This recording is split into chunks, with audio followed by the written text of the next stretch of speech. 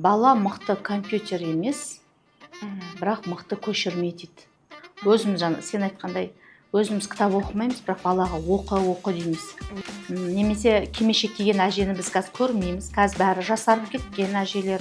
Ер адамдар бізде сәл-пәл кішкене ұйықтап қалды ма? Әйел өзі жұмыс істейді, әйел өзі баланы тәрбиелейді. Әкесі тек қана бала табуға көмектескен адам ретінде қалып кетіп жатыр. Әкелер балалар қалай өсіп жатыр, немен қызығып жатыр, көрсін деп балабақшаның қызметкерлеріне, мектептің қызметкерлеріне жүктеп қойды.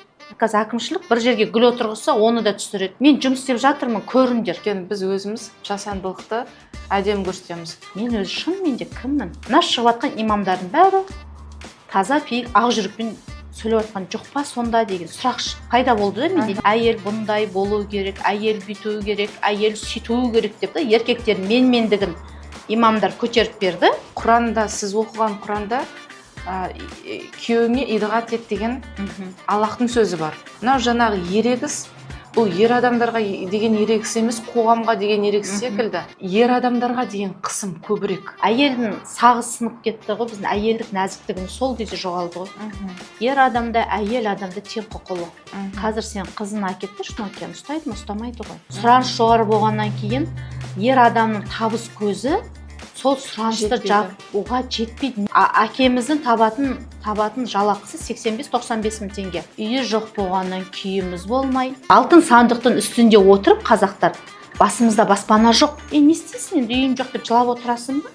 Құдайға сен шүкір де дейді. Біз баспаналы болмаймыз. Гүлдеп тұрған адамға су туралы әңгіме айтсаң, ол не істейді? Әкесі қайғылай өмір сүрді, баласы да сол өмір сүріп кете береді. Біз тізгінді ер адамдарға беруіміз керекпіз. Мен шалқықтасып өмір сүре алмаймын дейді. Неге? Ана көршім бай болып алсын бірінші. 5 кедейге барып, бай міндетсінбеген. Сен анау базалық минимумды жабам дейінше өмір бойы жапуы мүмкін. Бала дүниеге шыр етіп келгеннен бастап, ол әке болып қойды. 24-8 жұмыс істесін. Жетім жесірлер қиналып жүр ма? Оларға қызық емес. Мен өз балаларымды көлікте тәрбиелеп жатырмын деп айтсам болады. Мен кітап оқимын, егер сіз маған ақша берсеңіз. Мен өзімнің бабамның құндылығын айтуға.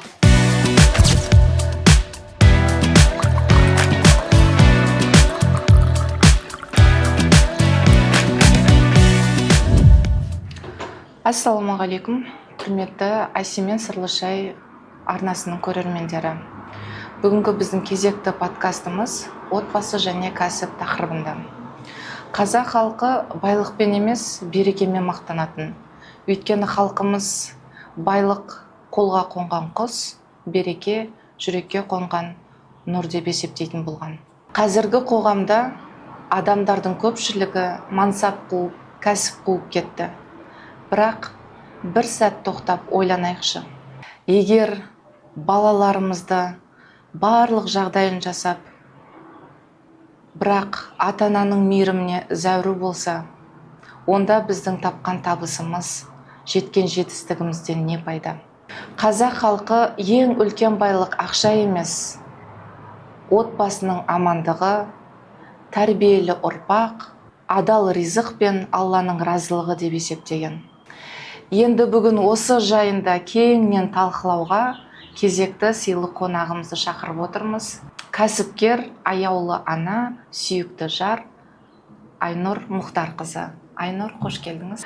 Кейде біз үлкен жетістікті сырттан іздеп жатамыз, бірақ ұлттың болашағы шын мәнінде әр шаңырақтың ішінде шешіліп жатыр. Бесіктегі тәрбиеден бастап, дастархан басындағы әңгіменің бәрі келешек ұрпақты, келешек қоғамды құрып жатыр. Осыған орай атам қазақтың сөзі бар. Отан отбасынан басталады деген. Айнұр ханым, осы сөзді қалай түсінесіз? Және қазіргі қоғамда бұл сөздің мәні өзгерді ме? Енді отан отбасынан басталады деген. Әр отбасы өзі бір кішігірім отаның ғой. Сол отбасының ережесі болады, жарғысы болады, өмір сүру салты болады, дәстүрі болады. Ол бізге ата-бабадан келе жатқан бір салт дәстүрмен қалыптасқан кішігірім біздің отанымыз. Енді ол әр отбасының өзінің ұстанатын ережесі, қағидаларына қарай сол жерден бастап қалыптасады. Енді жаңағы айтып кеткендей, отбасындағы, дастархан басындағы әңгімелерден мысалы қоғам құрылады. Қоғам жасап жатырмыз. Біздің ұрпағымыз, біздің бала-шағамыз, біздің өзіміз жалпы қоғамға кіреміз, иә.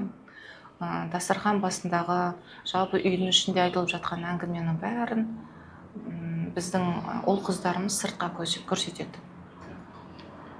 Енді ол бізге әр отбасының жаңағы алда айтып өткендей қалыптасқан ережесі, қалыптасқан бір ұстанымдарына қарай ол атадан балаға жалғаса беретін бір әрекет. Мысалғы бізден қазақтарда былай болды ғой, үлкен кісі дастархан басына отырмай, енді ер адам жаңағы бата бермей асты бастамаймыз. Одан кейін жаңа үлкен адам тұрмай, балалар бірінші дастархан басынан тұрып кетпеу. Сонда күнделікті жаңа ас ішкен кезде сол әулеттің әкесі, атасы балаларына әрбір астан кейін бата беріп отыру. Яғни бұл қазақтың енді көпшілік отбасында бұл сақталған дәстүр деп ойлаймын. Жаңа батаменен ел көгереді, жаңбырменен жер көгереді деген, яғни әрбір тағамнан кейін бата берудің өзі ол үлкен дәстүр біздің атадан қалған біз үшін. Одан кейін бізде жаңағы дастархан басында көбінесе енді үлкен тағамдардың басына енді сөйлеме деп айтады, үлкен кісілер сөйлеме, тамақтану керек, ас сынымды болу үшін деп. Бір отбасылық жиындарда сонда үлкен кісілердің өсиет әңгімелері, әсіресе біз аталарымыздан естіп, әжелерімізден естіп өстік. Өсиет әңгімелерін бұрын ата-апаларымыз қалай өмір сүрді, олар қандай ырым тыйымдар жасады деген сияқты бізге айтып отыратын. Енді мүмкіндігінше бізде өз бала-шағамызға соны айтып отыруға тырысамыз. Бірақ ол кісілердің бізге сол кездегі айтып кеткені жаңағы үлкенді сыйла, үлкенді құрметте, үлкен адамның жолын кеспе, қыз бала айқайлап күлмейді деген сияқты нәрселерді бойымызға сіңіріп отыратын. Ал қазіргі заманға сай біз балаларымызға енді жүріп тұруларында айтып отырамыз, бірақ көбінесе біз білімді көп айтамыз. Білімді бол. Өйткені қазір нарық заманы ғой, бүкіл әлем дамып жатыр. Мысалы Корея қалай дамып кетті, Қытай қалай дамып кетті, көршілес мемлекет Өзбекстан қалай дамып жатыр.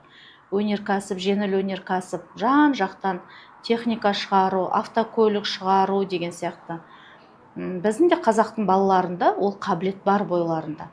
Бірақ бізге сондай қабілет ашу үшін білім қажет.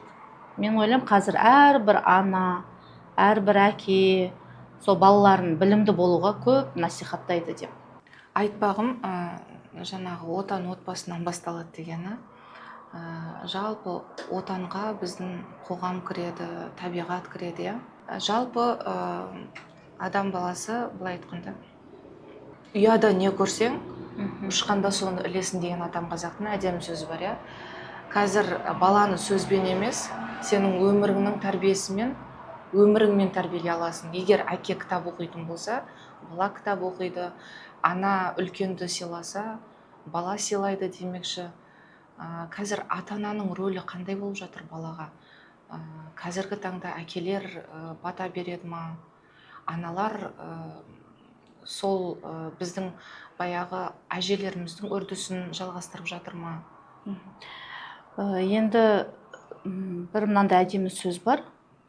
Бала мықты компьютер емес, бірақ мықты көшірме дейді. Яғни бала ата-ананың мықты көшірмесі. Біз баланы ақылды болуға, білімді болуға, атанда, әкеде, шешеде ат салсамыз ғой. Өзіміз сен айтқандай, өзіміз кітап оқымаймыз, бірақ балаға оқы дейміз. Өзіміз спортпен шұғылданбаймыз, бірақ балаға шұғылдан дейміз. Домбыраны өзіміз шертпейміз, бірақ шерт деп бүкіл үйірмелерге қазір азаннан кешке дейін 3 жастан 4 жастан бастап балаларын үйірмеден үйірмеге тасыған аналар. Бір уақытында бос уақыты жоқ баланың. Бірақ оны үйде әке де істемейді, ана да жасамайды. сол балаға былай айтқанда көп ақшаны құяды да, бірақ аяғында ол нәтиже бермейді. Себебі бұны әдемі бір сөзбен айтып кеткен, жоғарыдағындай. Бала мықты компьютер емес, бірақ ол мықты көшірме. Яғни сен баланды қанша оқытсан да, қанша домбыра үйірмесіне апарып жатқызып қойсан да, ол бала сен үйде не істедің, соны істейді. Оны қазақтар жаңа әдемі айтып кеткен, ұяда не көрсе, ұшқанда соны іледі деп. Ал әкелерді енді ана әке деп, қазір мысалы әке тәрбиесі, ананың тәрбиесі деп жатады. Біз енді мен өзім білім саласында жұмыс жасағаннан кейін, бізде қазір мемлекеттік тараптан әртүрлі бағдарламалар бар. Соның ішінде әкелер мектебі, аналар мектебі және әжелер мектебі деген 3 мектеп ұйымдастырылған. Ол жерде жаңағы айына 1 рет біз балабақшадағы белсенді әкелерді шақырып, кішкентай бүлдіршіндермен сол әкелер бір тағылымды тәрбие ретінде бір жұмыс көрсетеді, бірге іс-шара өткізеді. Аналармен де солай, әжелер көбінесе келіп балаларға ертегі оқып береді. Енді ол кейбір балалардың әжесі бар жоқ, немесе кимешек киген әжені біз қазір көрмейміз, қазір бәрі жасарып кеткен әжелер, қартайғымыз келмейді деген сияқты. Бірақ сол әжелер балабақша келгенде кимешек киіп келеді, қазақша ән айтады, жүн түтуді көрсетеді, балаларға ертегі оқуды. Яғни бұл бір 30-40 баланың есінде қалмаса да, бір 6-7 баланың есінде қалады деп, қазір мемлекет тарапынан осындай бағдарламалар жасалынып жатыр. Әкелер мектебінде әкелер жаңағы қамшы өруді, балаларға таға жасауды, жаңағы аттың тұяғына қағатын тағаны қалай қағамыз, ол таға не үшін керек деген сияқты, көктем шыққан кезде құс дүниясын жасау деген сияқты әкелермен осындай шаралар өтеді. Ал аналармен жаңа қыздардың арасында кесте тоқу, тоқма тоқу деген сияқты, ән айту деген сияқты, яғни аналардан осындай бір шаралар өтіп жатады. Енді менің осы тәжірибе барысында еңбегімдегі, мысалы бізде бір 100 ата-ана болса, сол 100 ата-ананың шынымды айтсам, әйел адамдар, енді аналар белсендірек болады. Аналардың, мысалы, әр топтан жоқ дегенде бір 5 ана алға қарай мен деп ұмтылып тұрады. Іс-шара болсын, қандай неге шақырсақ та, жарайды мен барайын, осылай деп енді бір ат салысып, белсенділік танытып жатады. Әкелерден, мысалы, 100 әкенің арасында 3 әке, 2 әкені зорға жаңағы жалынып, сіз келіңізші, өтініш, уақыт табыңызшы деп біз шақырып аламыз. Әжелеріміз қуана-қуана келеді. Әжелерде уақыт бар, әжелер қуана-қуана келеді. Соған қарағанда мен ойлаймын, қазір бізде қоғамда әйел адамдар көп жауапкершілікті мойнына алған. Әйел адамдарда көбінесе белсенділік те, жауапкершілік те әйел адамдарда кетіп қалды да, әйел адамдар алға қарай тез дамып жатыр. Ер адамдар бізде сәл-пәл кішкене ұйықтап қалды ма, баяулап қалды. Бұлай қарасаңыз, ол орынды сияқты деп ойлаймын негізінде. Өйткені ата-ана жауапкершілікті екеуі бірге алғандықтан, әке көбінше жағы түздің адам. Ол кәсіп жасайды, ақша табады, напақа, ризық несібесін қамтамасыз етіп отырған болса, ана әрине міндетті емес па сол баланың тәрбиесіне қарауға? Дұрыс деп ойламайсыз ба оны? Енді қазір заман талабына қарай, қазір аналар да жұмыс жасайды ғой, аналар үйде отырған жоқ қой. Үйде біздің елде, қазір біздің Таразда шындап келгенде, ер адам қалай жұмыс жасаса, әйел адамда тура солай жұмыс жасайды. Содан кейін, мысалға, еркектер бар, ер адамдар, әйелдерін, отбасын толыққанды қамтамасыз етіп, бала тәрбиесімен шұғылдан деп отқан ондай кісілер де бар. Бірақ шындығына келген кезде көп емес. Бір 20-30% болар, бірақ бізде 60-70% көбінесе барлық үйдің қамы да, баланың тәрбиесі де әйел адамдардың мойнында. Енді біз ауылды жерде болғандықтан, ауылды жерде көп қой, енді көзімізбен көріп жүрген, балабақшаға келіп жатқан ата-аналар бар деген сияқты. әйел өзі жұмыс істейді, әйел өзі баланы тәрбиелейді, әкесі тек қана бала табуға көмектескен адам ретінде қалып кетіп жатыр.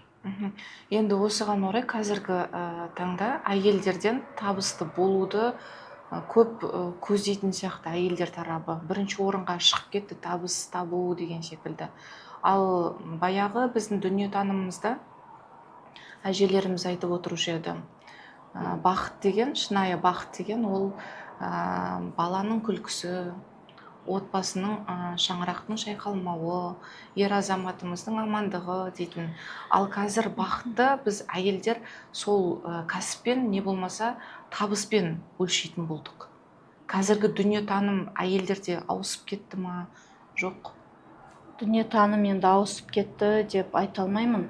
Мысалға, жаңа мен жоғарыда айтып өттім ғой, бізде қазір мемлекет тарапынан әкелер мектебі деген ашылды, осында бағдарлама білім саласында жүріп жатыр. Әкелер көп белсене қатыспайды деп отырсыз. Енді қараңыз, осы әкелер мектебі неліктен мемлекет тарапында үлкен қозғауға ие болып, білім саласына осыны әкеліп кіргізді. Яғни, бұрын бізде әке тәрбиесі, әке мектебі деген ол отбасында болатын. Отбасында әкеннен сұран, әкен жіберсе, әкене айт, әке деген бір сөзбен біздің аналарымыз тоқтататын. Әсіресе енді біздің әжелеріміздің заманында, мен анамның заманында. Бертінде қарай уже бізде әкелеріміз жұмсақ болды. Қазіргі әкелер тым жұмсақ. Әке тәрбиесі деген қазір әлсіреп бара жатқандықтан мемлекет осыны көріп, әкелер бізде әлсіреп бара жатыр, аналар жағы қатты дамып жатыр деген нәрсе орын алғаннан кейін бар, мемлекет осыны бізге міндетті етіп бағдарламаға кіргізді. Жайдан жай ол кіріп отқан жоқ. Енді сіздің мына екінші сұрағыңызда аналар бізде кәсіпкерлікпен айналысып, мансап қуып кетті деп. Аналар мектебі неге кірді бізге? Аналар мектебі де осы сұрақтың, осы мәселенің бір түйткілін шешу үшін бізде аналар мектебі ашылды. Себебі аналарымыз дала кезіп, қала кезіп, тренингтер, коучтарды аралап, кәсіпкер болам, табысты боламын, мен күшті болам, мықты болам деген бір жалаумен аналарымыз балаларын үйде тастап, аналарымыз көбінесе солайынан кетіп қалғаннан кейін, оны ел жоғарыдағы басшылық көріп отыр ғой, мемлекет, үкімет басшылары көріп отқаннан кейін, жоқ, аналар кішкене балабақшада қалай өсіп жатыр, соған көрсін. Өйткені оны үйде көріп атқан жоқ қой. Әкелер балалар қалай өсіп жатыр, немен қызығып жатыр, көрсін деп балабақшаның қызметкерлеріне, мектептің қызметкерлеріне жүктеп қойды. Біз талап еткеннен кейін бар, олар келеді, әйтеуір қатысады. Егер мемлекет бұндай бағдарламаны жасамаса, біз талап ете алмаймыз. Сонда үйде бала ананы көрмейді, әкені көрмейді. Сонда болашақта бізде қандай ұрпақ қалыптасады деп мемлекет тарапынан осындай қолға алулар болып жатыр ғой. Енді ол нәрсені көп адам толыққанды түсініп, бұл бағдарлама бір толыққанды керемет өз деңгейінде жүріп жатыр деп мен айта алмаймын. Көп жағдайда көзбояушылық. Өз деңгейінде жүріп жату үшін былай қарағанда оны көп барлық ата-аналар білу керек деп ойлаймын. Осындай мектептің барын, осындай іс-шаралар өтіп жатқан ата-аналар хабардар ма? Жалпы барлық ата-аналар. Ата-аналар әрине хабардар. Себебі біз іс-шара өткізу барысында әлеуметтік желілерге жариялаймыз. Мектептің барына жалпы онда іс-шаралар өтіп жатқан білеміз ғой. Айтамыз ғой, сіз аналар мектебінде, бізде аналар мектебі бар, әкелер мектебі бар, әжелер мектебі бар. Осындай неге, солған байланысты бізде осындай іс-шара өтіп жатыр. Сіздер қатысыңыздар деп түсіндірме жұмыс жүргізіледі, айтылады. Бірақ расын айтқан кезде асығыс келеді көп жағдайда. Енді бәріміз жұмыс істеп отырмыз, бала шағаны асырауымыз керек. Бәрі жұмыстан сұранып келеді. Ол кішкентай бала болғаннан кейін біздің айтқан жаңа сценарийімізбен жүре қоймайды. Асығыс өткеннен кейін ол жаңағы бағдарламада жазылғандай деңгейде өтеді деп мен айта алмаймын. Көбінесе есеп беру мақсатында есеп беру мақсатында ол өтіп кетіп жатады. Мектептерде, балабақшаларда есеп беру мақсатында өтіп кетіп жатады. Енді барлығы 100% деп айта алмаймын. Оның ішінде шынымен жаным беріп, тәнім беріп, расымен осы балалар бір жақсы тәлім тәрбие алса екен деп жаным беріп тұратын ата-аналарымыз да бар. Бізде қазір бұрынғы министріміз Асхат Аймағамбетов айтып жатыр ғой. Қазір тәрбиешілер де, мұғалімдер де блогер болып кетті деп. Осы нәрсе мені өте бір қынжылтады. Шын мәнісінде біз қазір сондай болып бара жатырмыз. Біздің бала тәрбиелеуіміз де сондай. Жаңағы отбасындағы тәрбие де солай. Мысалы отбасында жиналады, бәрі жаңа бір-бірімен сөйлеспейді, телефонды ұстап отырады, бәрі бір-бір телефонды. Бірақ осы жиналғанымызды ел көрсін, жұрт көрсін дейміз, бір суретке түсіп алайық, тамақ ішіп отқан кезде деп, еще беш бармақ келген кезде, ішіп болған емес, келген кезде әдемілеп бір соны түсіп аламыз. Бәріміз қазір блогерлікке түсіп кеттік па, былайынша айтқанда. Одан ол отбасында сондай болады. Балабақшада да сәл бір кішкентай еңбек етіп, тек қана балабақша деп айта алмаймын. Барлық салада. Қазір әкімшіліктің өзінде де акимат, қазір әкімшілік бір жерге гүл отырғызса, оны да түсіреді. Бір жердің мусорын көтерсе, оны түсіреді. Яғни бізде қазір қоғамда мынандай нәрсе қалыптасып кеткен сияқты да. Мен жұмыс істеп жатырмын, көріңдер деп дәлелдеу. Мен жатқан жоқпын, мен жатқан жоқпын. Әкім, басшылар, кіші қызметкерлер, жұмысшылар, барлығымыз солай жұмыс жасап жатқан сияқтымыз. Мен тірімін, мен жүрмін, өмір сүріп жатырмын, жұмыс істеп жатырмын. Оны кімге есеп беріп жатырсың? Бір-біріміздің жаңағы бір-бірімізде не есту жаңағы, ой, осы Асима күшті, Айнұр күшті деген бір нәрсе есту үшін ба, мен түсіне алмаймын да. Бірақ бәріміздің өміріміз солай болып кеткен сияқты. Статусқа да саламыз ғой. Келе жатырмын, бара жатырмын, отырмын, жүрмін, тұрмын. Бұл қарапайым қазақтан үкіметтегі қазаққа дейін біз осы жаққа қатты ауысып кеткен сияқтымыз. Былайша айтқанда, жарнама үшін ба, әлде ол заманның талабы ма, мен осы кішкене түсіне алмаймын осы жақты өзім деп. Жарыс секілді. Жарыс па, әлде өйткені біз қазір бәрін бүгін біреу былай қазір айтып жатырмыз ғой, жасанды интеллект көп депші. Ол жасанды интеллекттің қазіргі таңда адамдарға қатысты керегі де жоқ сияқты. Өйткені біз өзіміз жасандылықты әдемі көрсетеміз. Бақытты жасандылық, отбасы бақытын жасандылығы, мен табыстымын деген жасандылық бар, мен көп ақша тауып жатырмын, мен кәсіпкермін деген жасандылық бар.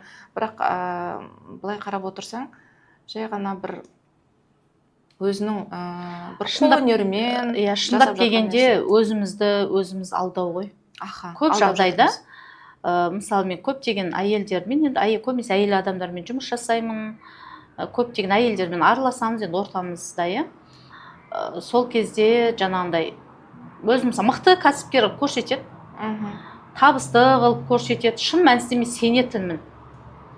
Мына кісі осындай жетістікке жеткен екен, қалай жетті екен, осындай бола аламын ба, мен сондай болсам деген сияқты бір ол енді менің бір 30 жасыма дейін сондай бір қызығушылықтар болды.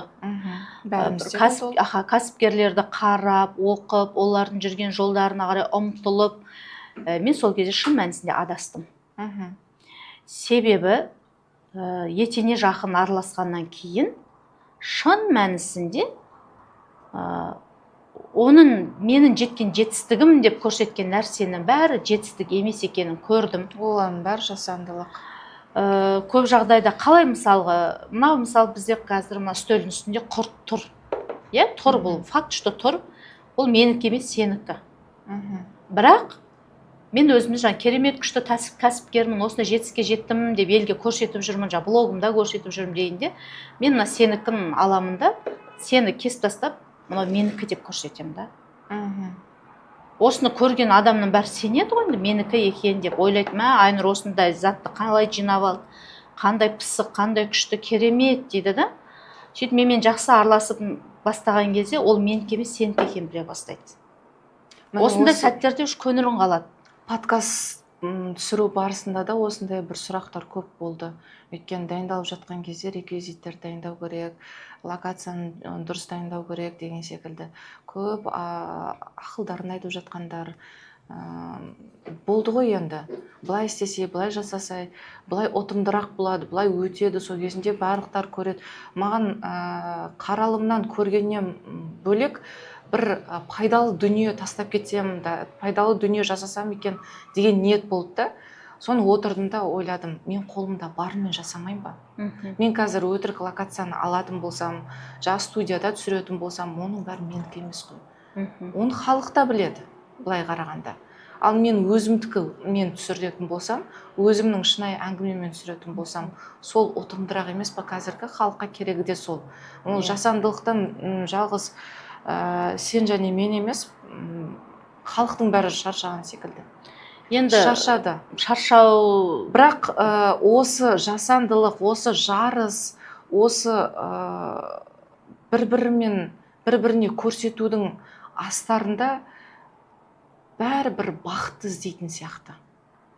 Әйел тақырыбына оралатын болсақ, қазіргі заманда әйел бақыты. Енді бақыт іздегенде былай ғой, бәрінде бірден бола салса деген, қазір көп адамда менде қазір бола салса екен деген нәрсемен біз ауырып кеттік. Бүгін кәсіп бастасам жүріп кетсе, ол кәсіп жүргеннен кейін саған 100 мыңдап емес, миллиондап, миллиардтап табыс әкелсе деген сияқты қиялға кетіп қалып жатырмыз да. Яғни біз жаңағы қазір блогерлердің де көбісі несі ашылып айтылып жатыр ғой, енді өздерінің дүниесі емес, анау мынау деген сияқты. Біз бірақ соларға, біз қазақ негізі өте ақ көңіл халықпыз ғой. Көңіліміз ақ, жүрегіміз таза. Солардың бәріне көбінесе бізге бұндай жаңа тренинг, коучтар бізде оқығандар барлығы Москвада, Россияда оқып келгендер. Олар Россиядан көріп келді да бізге алып келді. Біз оларға сендік та, жаңа коучтарға, психологтарға, солардың тренингтеріне қатысты. Біз солар шынымен біз солай болады деп біздің қазақ өзінің ақ көңілділігімен, жүрегінің тазалығымен соға беріліп кетті. Сөйтіп өзімізді қатты адастырып алдық. Мен айтып тұрмын, 30 жасыма дейін қатты іздендім. Көрген нәрсенің бәрі маған шынайы деп ойлайтын, сенетінмін. Соң 30 жастан кейін барып мен ойлана бастадым.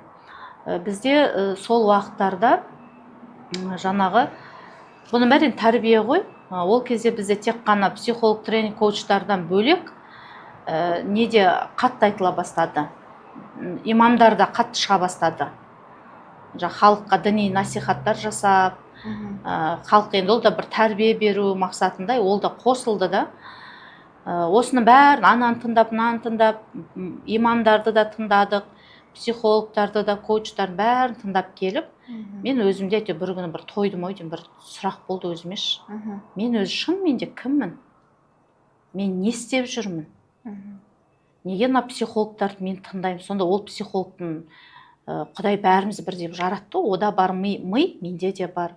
Ода бар аяқ қол, менде бар деген сияқты. Сосын отыра қалып имамдар тыңдаймыз. Имамдар ақ десе ақ деп, қара десе қара деген бір уақыт болды. Рухани жағынан жаңғыру керек болды. Сол кезде ол имамдар жаңа көбінесе бір күні мен жолдасым не жібереді маған Инстаграмнан, әйел туралы бір имамның айтып жатқан не сөзін жібереді. Мен оған жаңағы жауап қайтару ретінде еркек туралы айтып жатқанды іздеймін ғой. Ютубтан іздеймін, Инстаграмнан іздеймін. Мүлдем жоқ. Таппаймын. Сонда мен сол кезде менің ойыма бірдеме сақ ете қалды. Мына шығып жатқан имамдардың бәрі таза пейіл ақ жүрекпен сөйлеп жатқан жоқ па сонда деген сұрақ пайда болды да менде. Неге? Өйткені олардың барлығының әңгімелер әйел бұндай болу керек, әйел бүйту керек, әйел сөйту керек деп әйелдің жауапкершілігін артып тастады да. Ал еркекші деген сұраққа мен жауап таба алмадым. Енді неге біз әйелдер, жаңа өзің айтып жатсың, әйелдер неге біз мансапқа қарай жүгіріп кеттік? Неге біз әйелдер сондай неге жаңағы материалдық әлемге болсын, атаққа болсын құмартып кеттік деп? Себебі сол кезді мен өз басынан өткенім имамдардың да айтқан әйелдер. Әйелдер үйде жату керек, әйелдер тұру керек, әйелдер сәлем. Бұның бәрі жауапкершілік қой. Сен осындай болуың керек деген. Ал еркектерге ондай айтылмайды да, не себептен екенін. Содан кейін мен ойладым, неге Құран кітап қол жетімді дүние, Мгм. алуға болады. Мгм. Ол тек қана имамдардың қолында жүретін зат емес, қарап отырсам деген ой келді да. Мен сол мұсылманның қолында аха, тұратын нәрсе. ол кез келген адамның қолында алуға қол жетімді дүние енді. Сөйтіп неге мен сол имамдардың айтқанын немесе психологтардың айтқанына жүгінемін? Мен сол кітаптарды неге өзім оқымаймын? Мгм. Яғни ең бірінші оққаны мен сол Құран кітабы болды. Құран кітапты жаңағы 5 наурыздан 5 күн демалыс береді ғой. Сол 5 күн демалыста мен сол Құран кітапты оқыдым. Мгм. Қазақша нұсқасы. Қазақша нұсқасын. Мгм. Яғни шынымен әйел қалай болу керек, еркектің жауапкершілігі. Сонда біздегі мен байқағаным, имамдар әйелдікін айтады екен да, бірақ деген сөздер бар, ол айтылмайды екен. Үтірден кейінгі. Үтірден кейінгі нәрсе айтылмайды. Содан біздің еркектерде жаңағы бос кеуде көтере бастады ғой. Міне әйелдер осылай болу керек екен. Еркектерді тыңдау керек екен, еркектің қабырғасы сын деген сияқты еркектер менмендігін имамдар көтеріп берді, әйелдерді жықты. Оған біз шыдаймыз ба? Қайта керісінше емес па? Жоқ. Анау сол кезде бізде уже не басталды ғой, әйел мен еркектің арасында көзге көрінбейтін рухани ұрыс, соғыс басталды. Сол рухани соғыстың арқасында әйелдер ары қарай оза шапты. Отбасыны ұмытты, бала шағаны ұмытты, Құралай болам, Айнұр болам, Айнұр Асанберді болам деп бәріміз алға қарай шауып кеттік та. Сөйтіп шауып келе жатқан кезімізде қайттан тоқтап қаламыз ғой. Өйткені әйел адамға тірек керек. Әйел адам тірегі ер адам. Әйел адамға жүрек керек. Әйел адамның жүрегі балалары. Біз шауып келе жатып сол моментке тоқтап қалдық та, ал жеттің, кәсіпте жетістікке жеттің, дүниеңді түгелдедің, машинаңды алдың, үйіңді алдың. Енді маған не керек деген кезде жаныма қарасам тірек керек, жүрегіме қарасам балаларым керек. Ал балаларын өсіп кеткен. Оны ойлап жатқан нәрсе жоқпыз ғой. Біз қазір жасап жатырмыз, мысалы, жаңағы одан әрі қарай рухани жағынан даму керекпіз, өйту керекпіз, ерекскеннен өсу керекпіз деген мақсат қойып алдық. Ерекспен кетіп қалдық, иә. Иә, мақсат қойды деп отырмыз әйелдер. Бірақ соны балалар үшін жасап жатырған жоқпыз. Егер де біздің жүрегіміз балалар болса, тірегіміз ер азаматтар болатын болса, ер азаматтарға Құранда, сіз оқыған Құранда күйеуіңе идағат ет деген Аллахтың сөзі бар. Бірақ жаңағы айтып кеткім келіп отырғаны 80-90 жылдағы әйелдер біз апаларымызбен санасамыз. Неге? Өйткені ол заманда андай бір құлдырау заман болды, қиыншылық заман болды. Сол кезде әйелдер еріксіз еңбек етіп кетті. Иә, еңбек етіп бастады, сауда жасап бастады, базарға шықты, жалпы айтқанда. Енді ол еріксіз түрде болды ғой. Қазір соның салдарын, себебін көріп жатырмыз. Одан 2000 жылдардағы өзгеріс дәуірі болды әйелдердің тарапында. Енді қазір соның бәрі сыртқа қарай шығып жатыр ғой. Ал біздің әйелдер, ол кезде 80-90 жылдағы әйелдер қатарымыздан қалып қалмаса екен, балаларымыз, отбасымыз аман қалса екен, аштан қырылып қалмасақ екен деген ниетпен жасады да. Ал қазіргі әйелдер кәсіп, ақша табу жағына келген кезде қатарымыздан қалып қалмайық деген ниет болып тұрған жоқ қой. Қатарымыздан озып кетсек екен, мынадан асып түссем екен, мынадан күшті болсам екен деген ниет. Мынау жаңағы ерегіс, бұл ер адамдарға деген ерегіс емес, қоғамға деген ерегіс секілді. Қазіргі имамдардың айтқаны, мысалы, әйелдерге қарай шабуыл жасап жатыр деп. Сол анау 80-90 жылдардағы кәсіптік базардың әңгімесі әйелдерді бір феминизмға әкеп соққан секілді. Сол феминизмді басу мақсатында әйелдер, сендердің рөлдерің мынау, сендер күйеулеріңе қалайсыңдар ма, қаламайсыңдар ма, бағыну керексіңдер дегенді ұғындыру үшін әйелдерге сөйлеп бастады. Ал қазір ер адамдарға сөйлейтін болса, мен ойлаймын қайта керісінше ер адамдарға деген қысым көбірек. Өйткені ер адамдар әлсіреп бара жатыр деп, әйел адамдарды әйелдерге бүйтіп қараңдар, әйелдеріңді аялаңдар, әйелдің бақытты болуы сенің кәсібіңнің көтерілуінің арқасы, әйел разы болса сен көп табысқа жетесің деген секілді, қайта сондай нәрселер көбейіп кеткен секілді. Енді бұл қазіргі уақытта ол енді қазір айтылып жатыр. Мен дәл сол, енді осыдан бір 5 жыл бұрын деп айтайын, 5 жыл бұрынғы әңгімені айтып отырмын мен ше. Ол феминизмді басу себебі деп ойлаймын. Енді ол басу себебі болған кезде, ол кезде енді былай жалпы қарау керек қой. Бізде қазір әйел еркек деп бөлінбейді. Әйел еркек тең құқылы. Міне бұл да феминизмді бір несі ғой. Бұл енді шын мәнісінде ол заңмен заңдастырылған тең құқылымыз біз. Егер де мысалы ерлі зайыпты бірге өмір сүрді, ертең ажырасады. Мысалға, ажырасқан кезде не істейді? Дүние екіге бірдей бөлінеді ғой. Қазір заман талабына сай, ал баяғы заманда ажырасу болмаған. Ажырасу болмаған. Ол заманда көбінесе әйелдер жесір қалған, ажырасты деген болмаған. Әмеңгерлік болып, әмеңгерлікпен біздің салтымызда әмеңгерлік болып, әмеңгерлікпен қалып, ажырасқан әйел деген сөз біздің қазақта болмаған ғой. Әмеңгерлікпен сол әулеттің келіні болып қала берген, тек қана жесір әйел деген болған. Жесір әйел деген еститін біз, Енді қазір заманда ондай жоқ қой. Қазір әмеңгерлік салт дәстүрі бізде жоқ. Бізде қазір ажырасады. Сөйтіп ажырасқаннан дүниеде 50-50 бөлінеді. Ал әмеңгерлік кезде ол сол ер адам қандай әулетінде дүние мүлкі бар, сол бала шаға әйелге ол қала беретін. Ол кезде бір дүниеге менікі, сенікі мүмкін таласқан шығар, енді біз ол жағын мен анық білмеймін. Бірақ ол жерде енді дәл қазіргіндей квартираның жартысы ақшасы менікі, жарты ақшасы сенікі деп киіз үйдің деп енді ол кезде олай таласты деп ойламаймын. Яғни бізде қазір кішкене ұлттық өмір сүру салтымыз кішкене ауысты. Біз дегенмен де 70 жыл орыстардың отаршылдығында отырдық. Одан кейін бізде ашаршылық болды. Ашаршылықта әйел адамдар көбінесе қыздардан бұрын бізде ер балаларды аман алып қалуға мүмкіндігінше бар нені салды.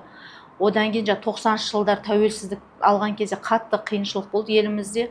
Ол кезде әйелдер, ер адамдар дорбалап кеткен жоқ дорбаны. Әйелдер дорбалап кетті. Өйткені үйдегі отырған ұлым, қызым аш қалмасын деп әйелдеріміз дорбаланып кетті. Ер адамдар көбінесе үйде, яғни ол жерде бізде әйел мен еркектің рөлі ауысты. Ер адамдар үйде қалды бала шағаны қарап, әйелдер дорбаны дорбалап пойызда жүрді, базарларда жүрді, қалаларда жүрді. Одан бертінте келе, жаңа әйелді басу керек деген бір сондай бір әңгімелер көбейген кезде біз уже ашынған әйелдер ғой. Өйткені біз соғыс кезде әжелеріміз, бүкіл еркектің жауапкершілігі әжелерімізде қалды.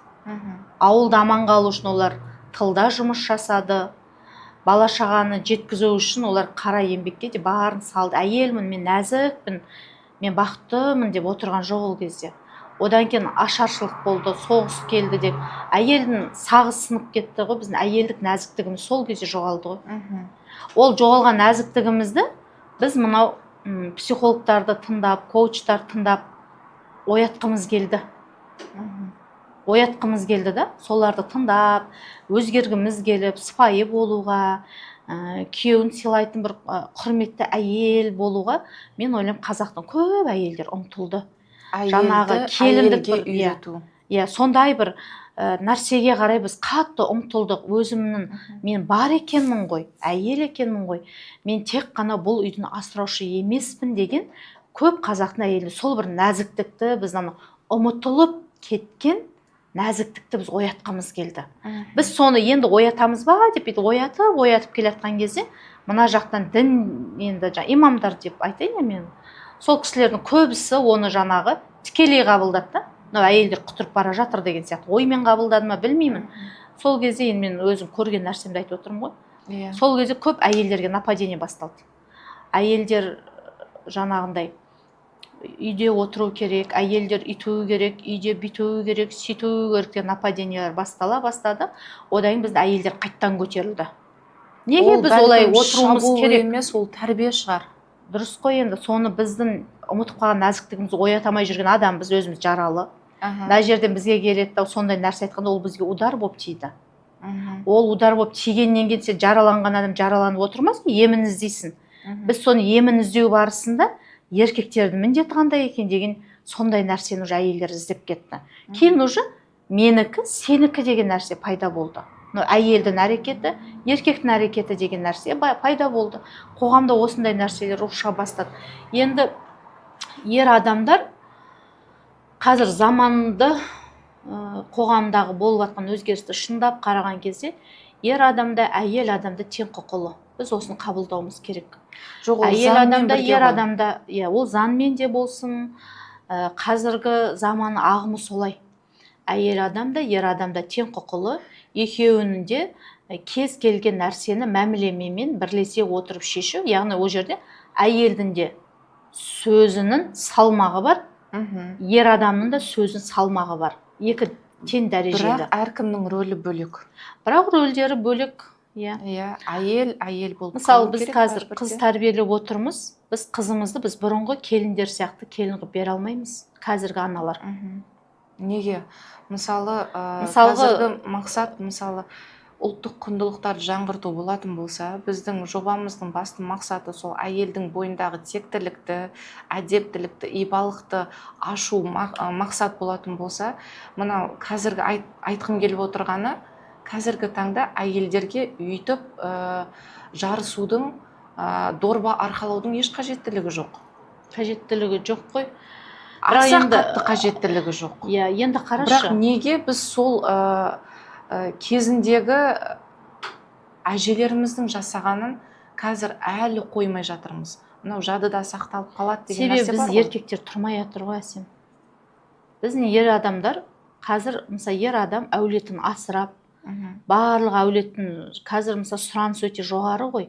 Мысалы, қазір балалар Nokia дегенді біз ұстадық. Қазір сен қызын әкеп берші, Nokia-ны ұстайды ма, ұстамайды ғой. Қазір балалардың бәрі iPhone ұстағысы келеді. iPhone-ның ең арзаны 300 мың теңге тұрады. Сенің үйінде мысалға, менің үйімде мысалы 3 бала шағам бар. Олар Nokia уже ұстағылар келмейді. Олар iPhone ұстағысы келеді. Үшеуіне 3 iPhone, ол уже 1 миллион теңге тұрады. 1 миллион теңге мысалы, олардың бір сұранысы. Олардың мысалы жақсы киім кигісі келеді. Қазір бұрын жаздың кезінде 400-500 теңгенің шлепкасын киіп, жаңа балалар жүгіріп есіктің алдында ойнап жүре беретінбіз бала кезімізде. Қазір біздің балаларға 500 теңге шлепкасын алсын кимейді. Қазір солай ғой, яғни сұраныс жоғары. Сұраныс жоғары болғаннан кейін ер адамның табыс көзі сол сұранысты оға жетпейді. Неге? Өйткені бізде айлық өте аз. Ең төменгі айлық Қазақстанда 85 мың теңге. 85 мың теңге, өзің ойла. Балаларымыздың сұранысы 300 мыңнан басталып тұр. Әкеміздің табатын жалақысы 85-95 мың теңге. Орташа, енді ол ең төменгі айлық қой.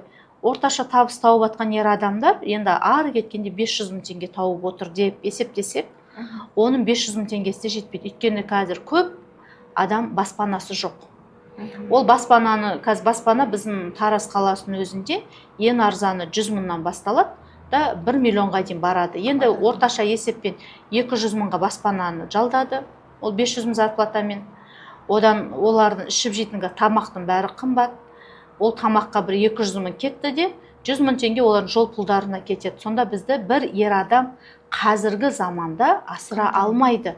Сол үшін әйел де, еркек те жұмыс жасау керек. Оның өзінде теңдей жұмыс жасайды. Сол себебі. Оның үстінде мысалы мен жолдасымда жұмыс жасайды, мен де жұмыс жасаймын. Екеуміз де орташа жалақыны алып жүрміз деп есептеген өзінде біз осы заманға, қазіргі заманға сай базалық сұранысты жаба алмаймыз. Базалық сұраныс деген не ол? Бір пәтерім болу, бір баспанам болу, астында бір көлігім болу, отбасы мүшелерінің барлығында бір ұялы телефоны болуы деген, енді базовый нәрсе. Қазір осы нәрселер ғой. Киім кешегім бар деген сияқты. Оның өзін біз екеуміз жұмыс істеп жүріп жасап алмаймыз. Оны жасау үшін бізде қосымша табысын болу керек деген сияқты ғой. Оның бәрін біз жабу үшін. Соны біз жасай алмағаннан кейін қазір не істеп жатыр көп отбасылар? Кредитке кіріп жатырмыз. Ретке тамақ алып ішеді, ретке киінеміз. редім жетпей жатса кредит алып тағы енді киінеміз оның деген бәрі сияқты. тағы да келген кезде Материалдық жағдайға. еліктеуіштік болып есептелмейді ма? Енді қазақта бір әдемі сөз бар ғой, үйі жоқтың күйі жоқ деген. Көп қазақтың басында үйі жоқ болғаннан күйіміз болмай, сандалып жүрген қазақтар. Оны қазір біз мүмкін бұл подкастты көріп, көбісі жаңағы шығатын шығар, неге олай емес, бәріміз тура жолда келе жатырмыз, еңбек етіп иә, мен де еңбек етіп жатырмын.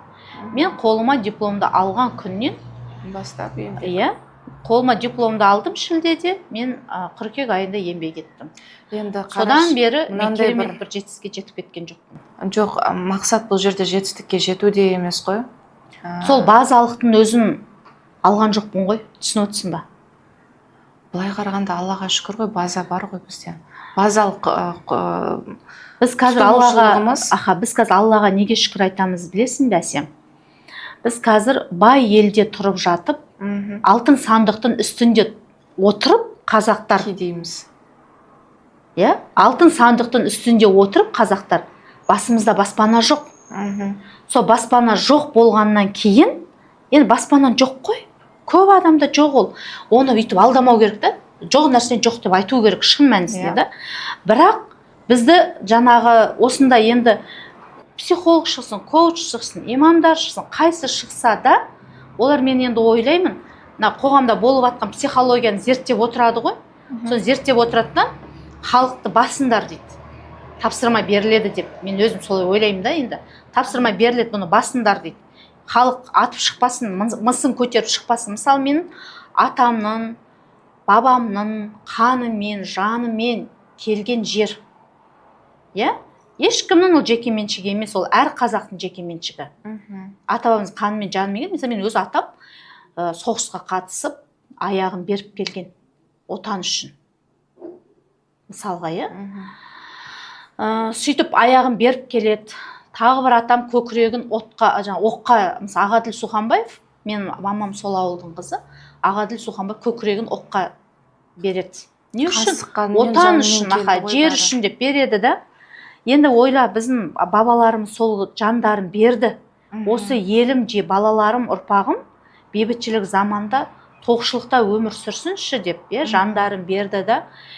Біздің сондай алтын сандықтың үстінде отырып, бар жоғы бір 20 миллион қазақ, ол 20 миллионның бір 5 миллионы балалар болса, 5 миллионы кәрі кісілер болса, 10 миллионы енді бір орта таптағылар, сол 10 миллион орта таптағылардың қазір айтқанда бір 7 миллион баспанасыз ғой.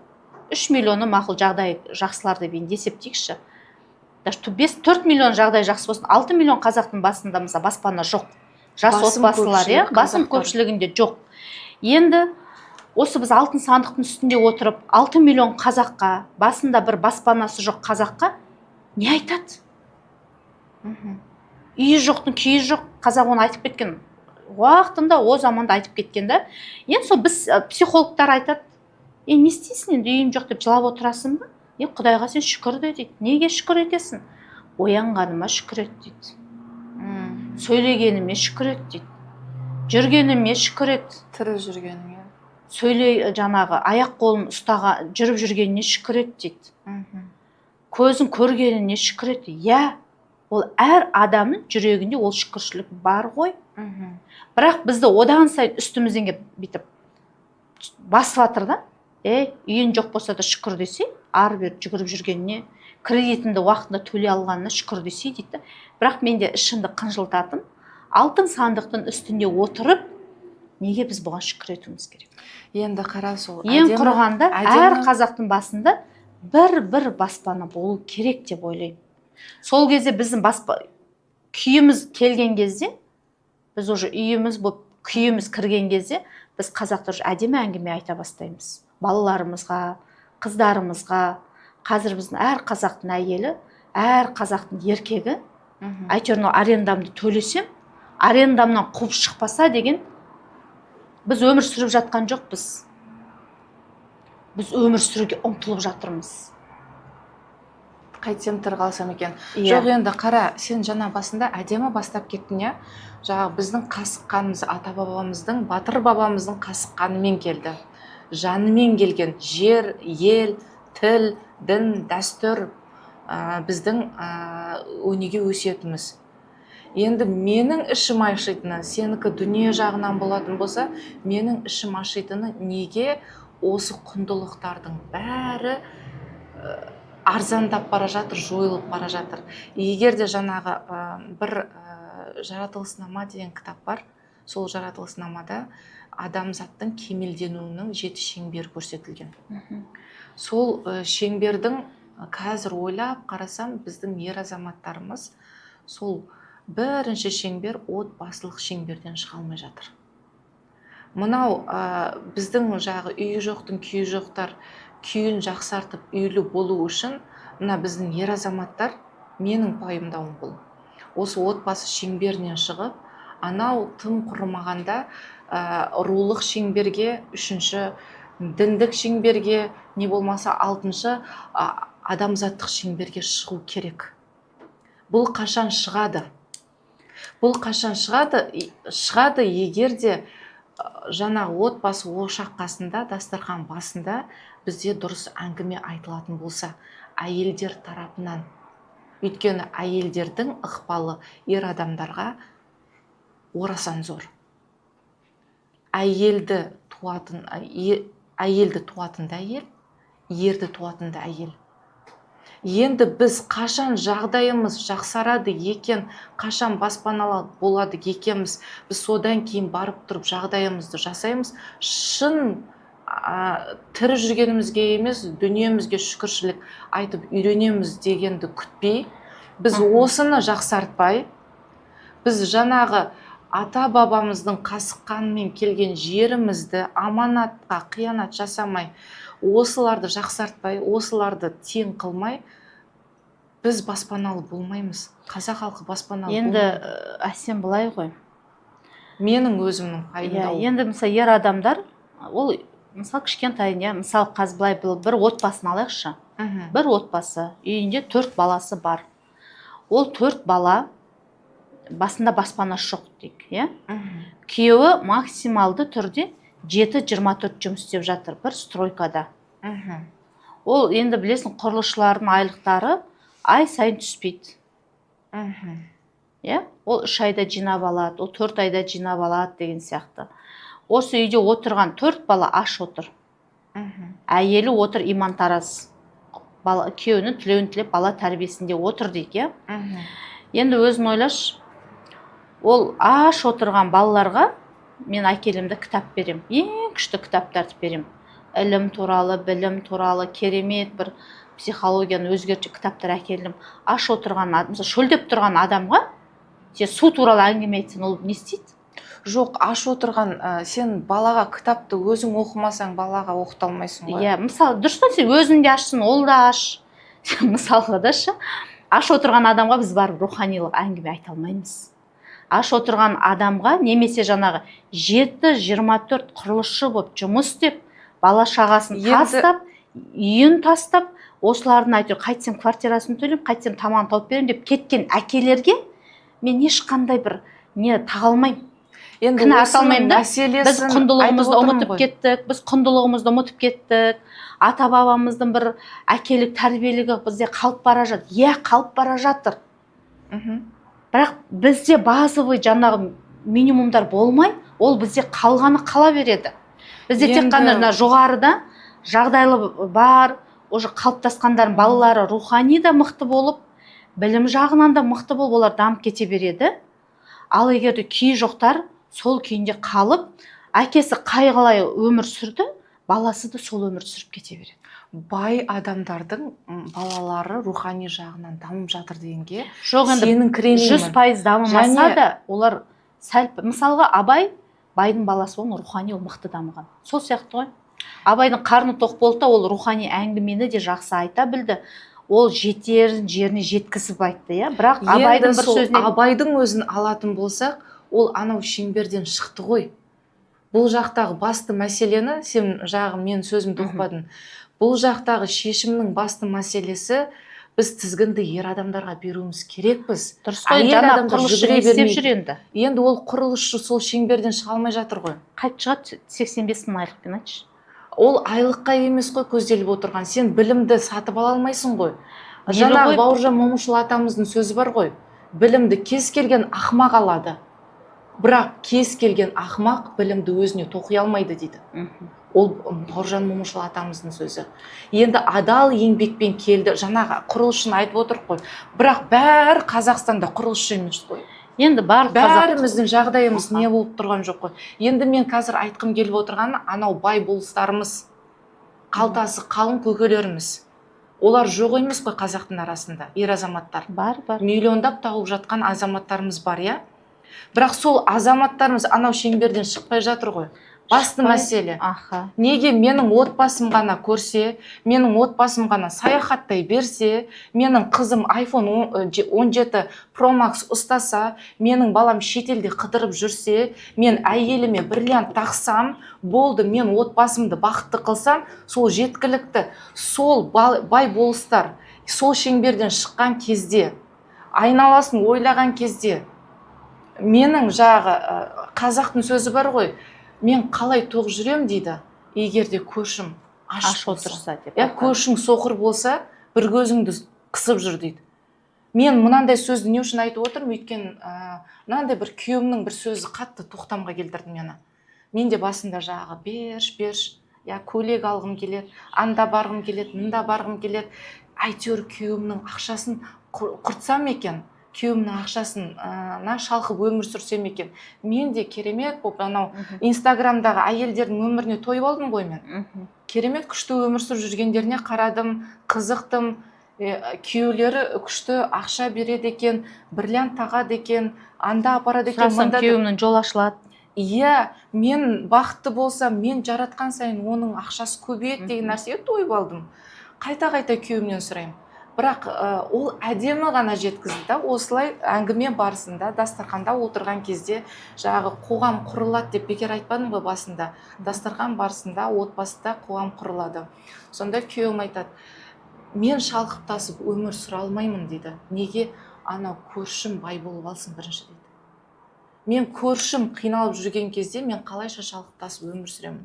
Сол сөзіне тоқтамға келдім дағы, ана жерде айтамын ғой мен не үшін құтырып жүрмін? Сол анау құтырған қатындардың қасына, әйелдердің тарапына мен де қосылып отырмын ғой тізіміне, былай айтқанда. Ал мен неге онда қоғамның жағы құндылықтарын айтуым керекпін? Қазақтың құндылығын айтатын менмін ба? Егер де өзімнің қара басымды ойлайтын болсам. Соған тоқтамға келдім дағы, баяғыда біздің ата-бабаларымыз қалай істеген? Бір ауылда бір бай болатын болса, сол байдың 5 кедейдің міндеті сол байдың мойнында болды. Бар ғой ондай. Бірақ 5 кедейге барып, бай міндетсінбеген. Мен бердім саған, мен асырап жатырмын, мен саған үй бердім, мен саған үйттім деп міндетсінбеген. Бірақ 5 кедей кеп сол байға міндетін айта білген. Ал біз қазір қалай өмір сүріп жатырмыз? Біз байлар кедейлерге қарап міндетсініп жатырмыз ғой. Сенің қолыңнан түк келмей жатыр. Сен еңбек, сен еркек емессің. Сен анау емессің, сен мынандай емессің. Ал мен күштімін. Мен өмір сүріп жатырмын. Мен қарас, бала-шағамды шалқасынан түсіріп жатырмын. Ақша табуды үйретіп жатырмыз да. Енді қараша, сен көмек көзін көрсете алмай жатырмыз. Енді менде былай болды да, мысалға мен орынды айтып жатқан нәрсенің бәрі өте орынды. Бірақ мен өзім енді ауылдың адамын ғой, ауылдан шыққанмын. Сол ауылда жұмыс жасаймын деген сияқты. Көзімен көріп жүрмін, елдің тұрмысын, елдің жағдайын барлығын көріп жүрмін. Қазір кредиті жоқ, қазақ жоқ. Бәріміз кредитте, әйтеуір шамамыз жеткенше, мына қара халық тырбандап, тырмысып, би болмасақ та би болуға, күйіміз болмасақ та күйіміз бар болуға талпынып жүрген қазақпыз, әр қазақ. Енді мен осы Астана қаласына бір форумға бардым. Жаңағы министрдің өткізген форумында болдым.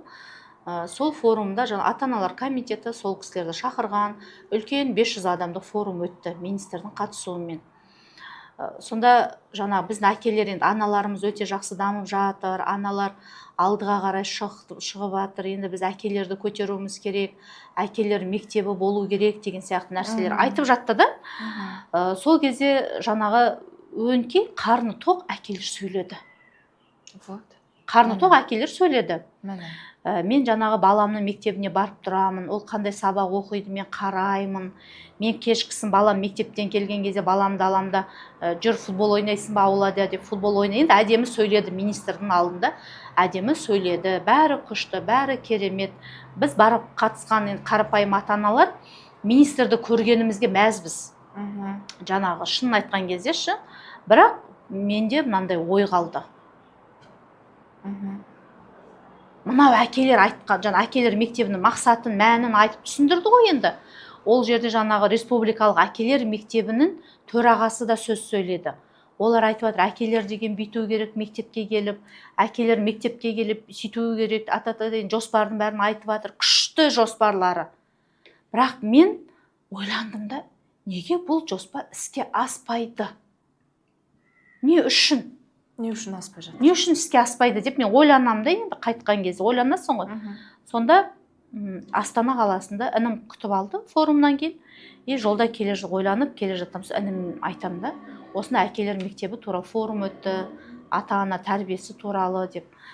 Сөйтіп әкелер бүйту керек, сөйту керек деді. Неге әкелер осыны істемейді дедім. Неге осыны әкелер істемейді дедім да. Інімнен сұрадым. Сөйтіп інім маған бүйтіп қарады. Айнұр, біз оны қай уақытта істейміз деді. Сен ойлайсың ба деді. Ол енді жас қой менен.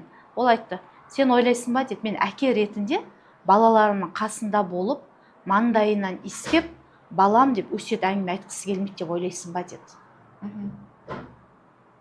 Ол министрлер жаңа айтып жатқан мінбердегі кісілер деді. Қарапайым қазақтың деді, осы жас отбасылардың ер адамдары деді. Таңның атысы, күннің батысы бір тамағымызды табу үшін өмір сүріп жүргенімізді біледі ме екен деді.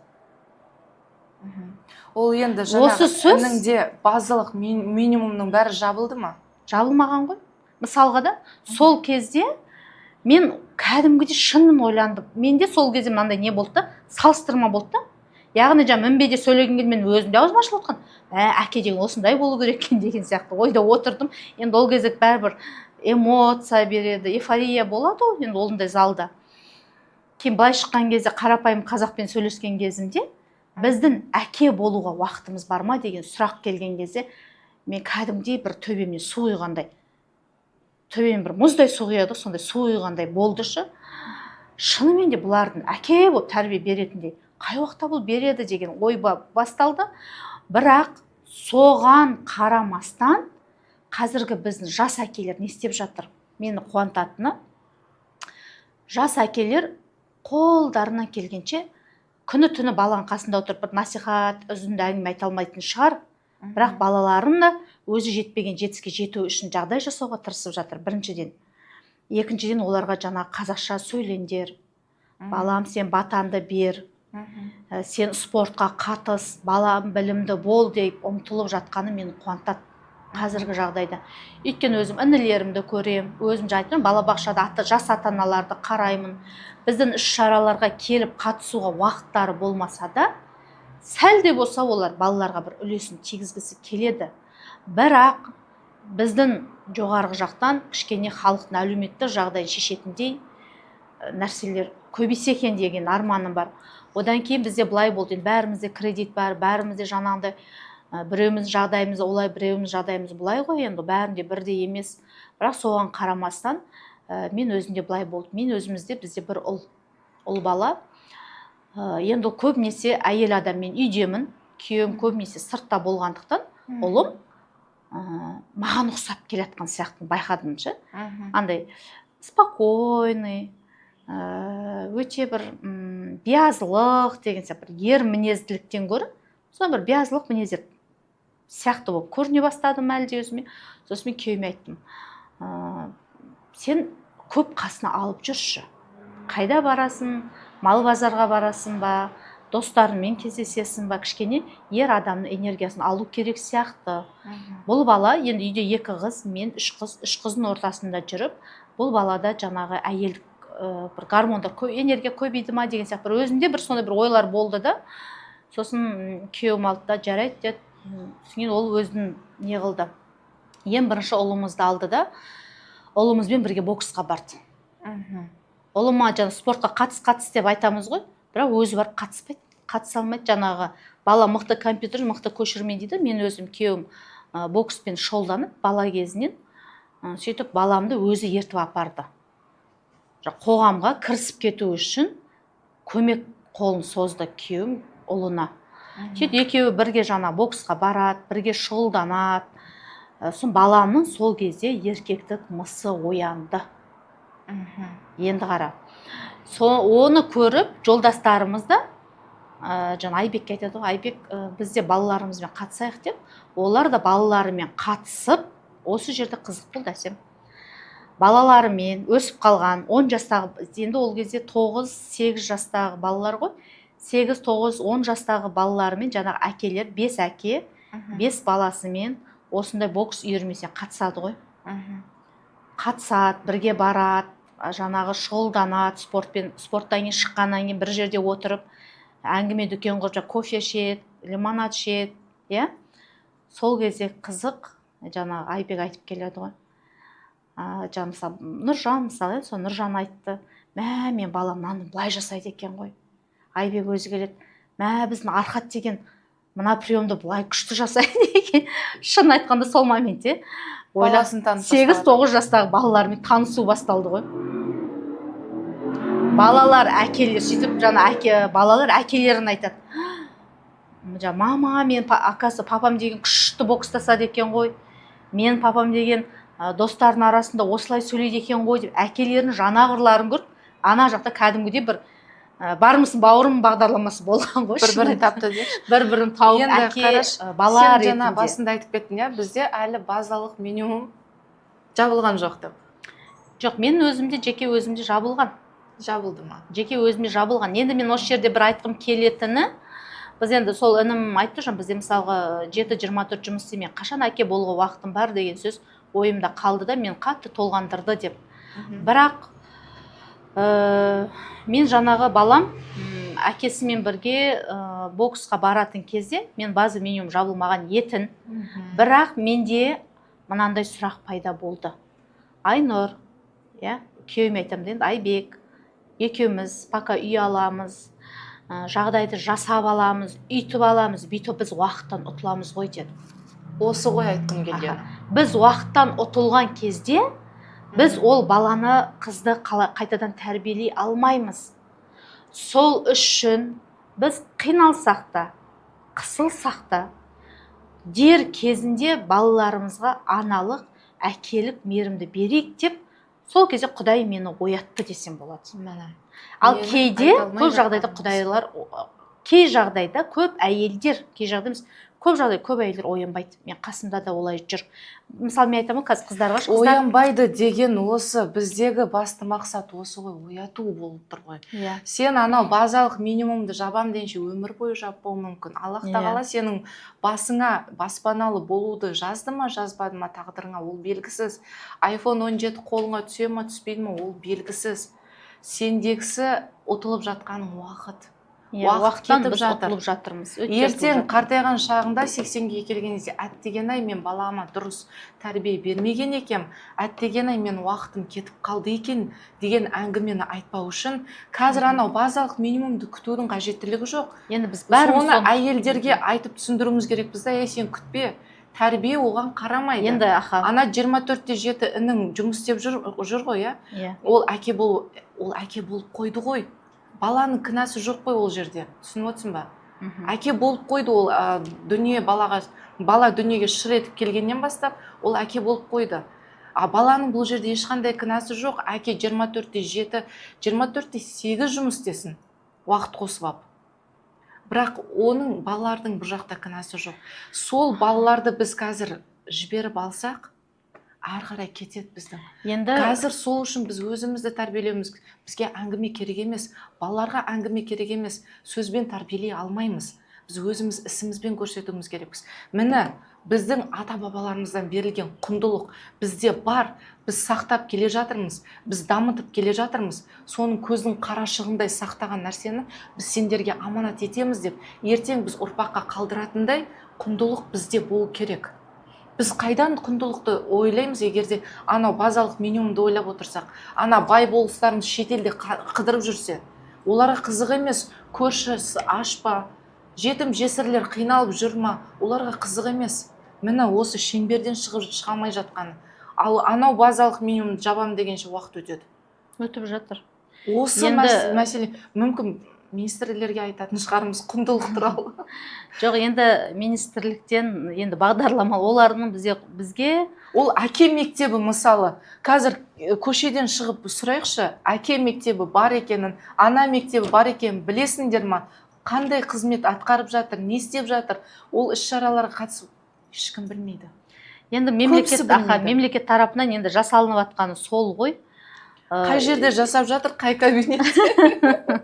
Бізде барайық та соған. Енді оны мен білмеймін, қай мекеме қалай жұмыс жасатқан, енді ол жасалынып жатыр, ол бар нәрсе. Бірақ енді дегенмен де менің айтқым келіп отқан және базалық минимум болмаған кезде енді адамның бірдемен ойлауға да көңілге қошы болмайды ғой, енді біріншіден. Екіншіден, енді осы нәрсе бәрі басымыздан өтті ғой, мен өз жеке басымнан өткен кезде жолдасымыз екеуміздің сол кезде жаңа айттым, Құдай мені оятты дедім ғой. Сен уақыттан ұтылып жатсың. Сен қазір жоғыңды түгендеп жүрген кезде сен 50-ге келесің, 60-ға келесің. Ол кезде балан үйленген, немерелі, сонда сен кімді тәрбиелейсің? Тәрбиеленбей уақытында тәрбиелене алмай қалған баланды ма деген сұрақ менде оянып кетеді. Сол сұрақтың жауабын біз жаңа күйеуіміз екеуміз іздей бастаймыз. Ол жаңа баламен бірге спортқа барады, баламызбен бірге уақытын өткізіп бар бос уақытын өткізуге тырысып бастайды, иә. Одан кейін біз жаңағы маған тағы сол моментте мынау нәрсе, мен мысалы балаларым күнделікті 20 минут жазу жазады, кітаптан көшіріп жазады. Кез келген кітаптарды көшіріп жазады, күніге 20 минут. Одан кейін ойнайды, бүйтеді, бір кешкісін болсын, таңертең болсын, 20 минут кітап оқиды. Кітапты мен де оқимын, жолдасым да оқиды. Сол нәрсені біз енді бұл мен балаларыма бір керемет нәрсе беріп жатқан жоқ шығармын, бірақ кішкентай болса да сондай бір нәрсе беруге тырысамын. Одан кейін енді біз педагог болғаннан кейін мен таңертең жұмысқа кетемін, кешке қарай бірақ келемін. Мен балаларымызға кішкентай кезімде балаларымды мәпелеп отыратын менде уақытым болған жоқ. Бірақ мен ол кезде не істедім? Жаңа балаларымның енді тілі шығатын кезде мен балалармен балабақшаға барғанға дейін көліктің ішінде сөйлесіп баратым. Көлікті айдап келе жатам, немесе күйеуім айдап келсе, мен айтып отырам. Қызым, қараш, далада сен не көріп тұрсың? Тал көріп тұрмын. Талдың түсі қандай? Ағаштары қоңыр, жапырағы жасыл. Сен көліктің ішінде қаяқтан жасыл түс көріп тұрсың деген сияқты. Яғни баламен тәрбиелік жұмысты мен балабақшаға барғанға дейін және балабақшадан қайтқанға дейін. Одан кейін мектепке қазір апарғанға дейін, мектептен алып қайтқанға дейін біз осындай әңгімелер айтамыз.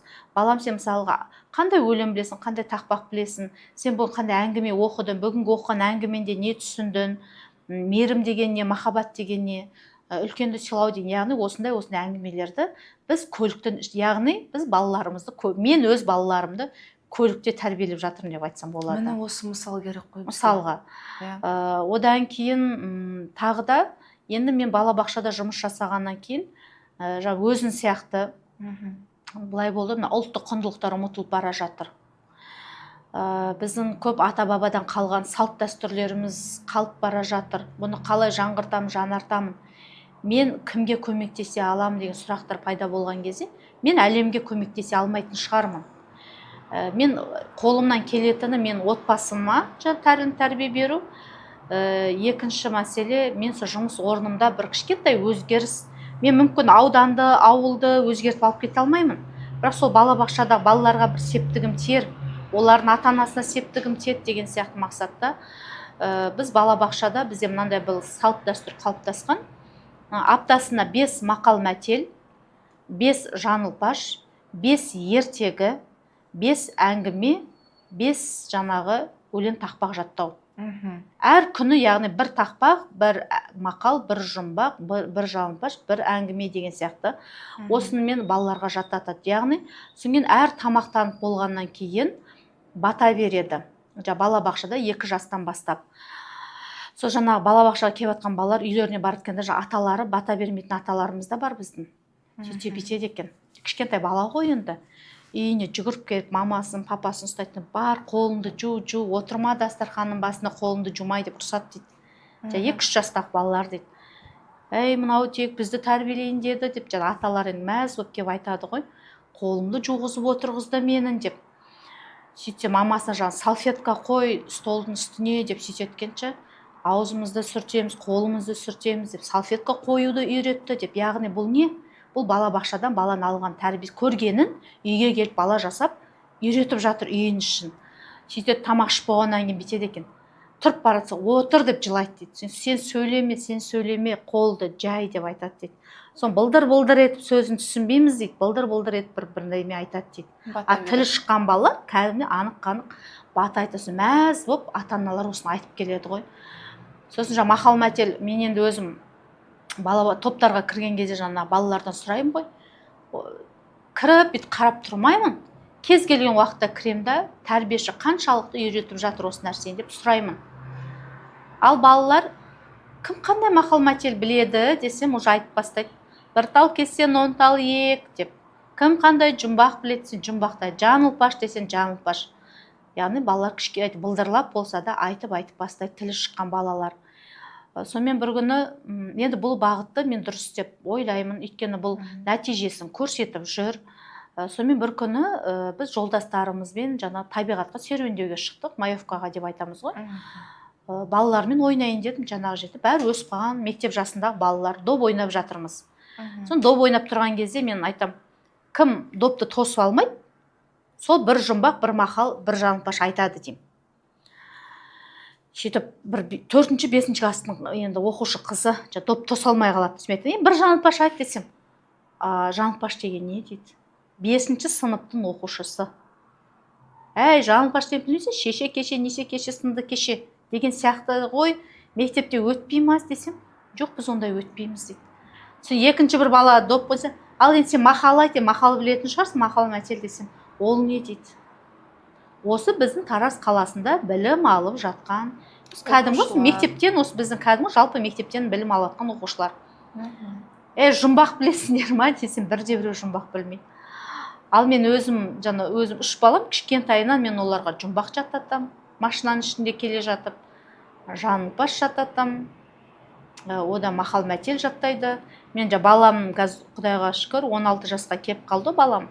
Баламның 2 жасында 5 тақпақ, жұмбақ, мақал айтып отқан видеолар әлі күнге менде сақталған. Ояна алмай жүрген ата-ананың балалары ма жаңылпаш, мақал мәтел білмейтін. Енді солай деп айтамыз ба, өйткені мына құндылықтар деп жатқанымыз сол ғой. Баяғыда біздің өзіміздің мектеп дәуірімізде мұғалімдер де, ата-аналар да тоқпақтап тұрып тақпақ жаттатқызатын еді. Қазір ол білімде жоқ. Мектепте тақпақ жаттату деген нәрсені мен қазір қыздарымнан көріп отырған жоқпын. Мен өзім талап етем, кітап оқы. Қазіргі балалардың несі сол. Мен кітап оқимын, егер сіз маған ақша берсеңіз. Мен мынаны жасаймын, егер маған мынаны алып берсеңіз. Өзің қажеттілігін жауып алып тұрып жасататын болдық. Енді осы мысал керек еді ғой бізге бағаналы беріші. Себебі неге біз оятуымыз керек, біз мақсат жай ғана келіп, әңгіме айтып, мынау мынандай, қазір сұраққа жауап беріп кеттім деген нәрсе емес. Мысал болса екен. Өзгеруге қайтсек те, сен қазір мысалы осы құндылықтарды сақтап қалуға мен қалай пайдамды тигізе аламын? Отбасыма дұрыс тәрбие бергенде ол отбасынан басталады деп басында сол үшін айттым. Және де өзімнің қоршаған ортама, өзімнің қоғамыма, менде қандай орта бар, мен соған өзімнің еңбегімді көрсете ала, солай пайдамды септігін тигізе тигізе аламын. алмақ. Иә, септігімді тигізіп жатырмын деген секілді. Енді ол әрбір адамның бір бойында болу керек сұрақ деп ойлаймын. Мен қалай септігін тигізе аламын деген бұл осы сұрақшы. Енді жаңағы айтып өткендей базалық минимумдары жоқ болса, олар сол базалық минимумды Өте қиын болады. Базалық минимум жабуды күтіп жүргенде уақыт өтіп кетеді. өтіп кетеді, Балалар өсіп аха. жатыр, өтіп кетеді. уақыт өтіп жатыр. Ертең өзің қартаясың, өзіңде өле-өлгенше өмір бойы үйсіз өткен ата-аналар бар, мысалы, апаларымыз бар, әжелеріміз бар.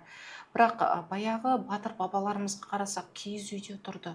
Не бір майданда, не бір соғыста, не бір қиыншылық заманында, бірақ сол құндылықты кәдімгідей сақтады ғой. Кәдімгідей бізге дейін жетті. Біз бірақ сол құндылықты мынау оңай заманда, бейбітшілік заманда, тәуелсіз мемлекетімізде оны сақтай алмай жатырмыз. Анау Тараз қаласындағы бір жас ақын жігіттің сөзі бар ғой. Соныкі ма? Қарабет деген өлең бар ғой. Иә. Барзаққа барғанда бабаңның алдында боласың қарабет. Біз жерді құртып жатырмыз, тілді құртып жатырмыз. Біз құндылығымызды құртып жатырмыз, салт дәстүрімізге немқұрайлы қарап жатырмыз. Сендер ақ ойлай беріңдерші деген әңгіме. Қазір подкаст көріп отқан кейбір келіншектер, сендер ақ ойлай беріңдерші. Қазір біз базалық минимумы жоқ, үйі жоқтың күйі жоқ, ол ешқашан ойламайды, оны ойлауға мүмкіндігі жоқ дейтін болсақ, олар солай ойлайды. Иә, мен үйсіз өмір сүріп жүрмін. Сендер ақ ойлай беріңдерші, сендердің жағдайларың жақсы ғой. Байлар ойлап алсыншы. Біздің әлі жағдайымыз жетпейді ондайға дейді. Сондай ойға келеді дағы, әлі анау құндылық кете береді, төмен қарай құлдырап. Ал ертең бабамыздың алдына барғанда қандай күйде барамыз? Енді сол нәрсе толғандыру керек қой адамды. Енді толғандырғанда ең бірінші мен айта алмаймын. Мен ешкімді байлыққа үйрете алмаймын, ақша табуға үйрете алмаймын. Ол қолымнан келмейді, ешкімнің де қолымнан келмейді. Адамның өзінде болмаса, Аллах Тағала ризық несібесіне жазбаса, ол қолынан келмейді. Жетістікке жетіп, сен мынандай керемет кәсіп бастап кет деп те айта алмаймын. Бірақ мен өзімнің бабамның құндылығын айтуға құқығым бар ғой? Бар. Салт дәстүрді жаңғыртуға құқығым бар ғой? Бар. Ал неге пайдаланбасқа? Енді ең бірінші мен өзім жеке басынан айтатын болсам, менде былай болды. Ең бірінші мен өзімнің ұлым қыздарыма қарап, мен осыларға не бере алам? Олар мен болашақтарын елестеттім да көз алдымашы. Олар болашақтары қалай болады, қандай болып өседі. Жаңа біз күнделікті жұмыспен үйде бек ортада шауып жүрген кезде, мен уақыттан ұтылып жатқанымды түсініп, сезінген кезде ең бірінші мен өз балаларымнан бастадым. Себебі мен өз балаларымнан бастамай, елдің, жұрттың баласынан бастап, елге жұртқа шығып, тәлім тәрбие туралы әңгіме айтсам, кез келген адам айтады ғой, өзінің шыққан төбесі кәне деген сияқты бір сұрақтар тұрады ғой. Сол кезде өз балаларыммен қатар басқа балалар да дамыса екен, өссе екен деген ниетпен мен ол кезде мысалы балаларым балабақшаға барады. Сол өзім жұмыс істейтін балабақшаға барады, олар сол балабақшада жүреді. Сол мен өз балаларым жүргеннен кейін менің балаларым сияқты басқа балаларды үйренсе екен, дамыса екен деп, жаңағы ұлттық мақал-мәтел, жаңылтпаш деген нәрселерді қосып, одан кейін біздің әрбір ертеңгілік ең бірінші өзіміздің патриоттық әндермен басталады. Біздің әрбір ертеңгілік қазақтың әнімен басталады. Қазақша патриоттық әнмен басталады. Енді бәрі қазақша әндер айтылады, бірақ именно патриоттық ән, туған жерге, анаға, әкеге деген сияқты осындай әндермен басталады. Содан балалардың киген киімінде міндетті түрде ою-өрнек болғанын енді талап етем қолымнан келгенше. Яғни ұлттық құндылықты жаңғыртуға, соларды айтуға, насихаттауға біз кішкентай ғана балабақша болсақ та осы нәрселерді айтуға атсалысам. Ол мен жаңағы өзімнің балаларымның болашағын ойлағаннан басталған дүние деп ойлаймын. Өйткені бала жүрегімізге жақын жан ғой. Одан кейін балам ересек болып өсті. Балам ұлым өсіп келе жатқаннан кейін, ұлым, қызым қазір енді үлкен сыныптарға оқып жатыр ғой. Мен бұларды қалай тәрбиелеймін? Мен балаларымды отырғызып қойып, оған 5 сағат әңгіме айтсам да, ол орта өзгермей, ол бала өзгермейтін, енді маман ретінде өзім түсінемін. Қызымның да ортасы өзгермей, ол ортаға қарай кетеді ғой. яғни мен бұлардың орталарының өзгеруіне бір ықпал етуім керек деген бір ой келді. Содан біздің Санжар Керімбай ағамыз қазір Қазақстанда өте үлкен осындай рухани дамулықта үлкен атсалысып жұмыс жасап жүрген ағаларымыздың бірі. Біздің осы қазақ еліне еңбек сіңірген өте мықты тұлғалардың өмірлік жолдарын кітап қылып жазып, насихаттап, сол кітапты оқыған балаларға миллион теңге жаңағы ақшалай жүлделер ұйымдастырып, Қазақстан бойынша елді жерді аралап, насихаттап жүр. Біраз жастарымыздың беті бұрылып жатыр. Соның енді бір керемет 100 бала, 200 баланы өзгертіп жібермесем де, мен сол ұлымнан бастадым. Не нәрсені адам бірінші өзінен бастаған ұтымдырақ болатын сияқты менің ойымша. Көрермендерге де соны айтқым келеді. Мен бірінші ұлымнан бастадым. Қалай бастадым? Бірінші кітапты алдым. Өзім оқыдым. Кітап маған өте қатты ұнады. Менің оқыған кітабым бірінші Ұлпан. Одан кейінгі Өзбекәлі Жәнібектің кітабын оқыдым, Мәдени майдан, жаңа Санжар Керімбайдың жазған кітабын. Осы екі кітапты оқыған кезде, мен ұлым ол кезде бір 13-14 жасқа кеп қалған.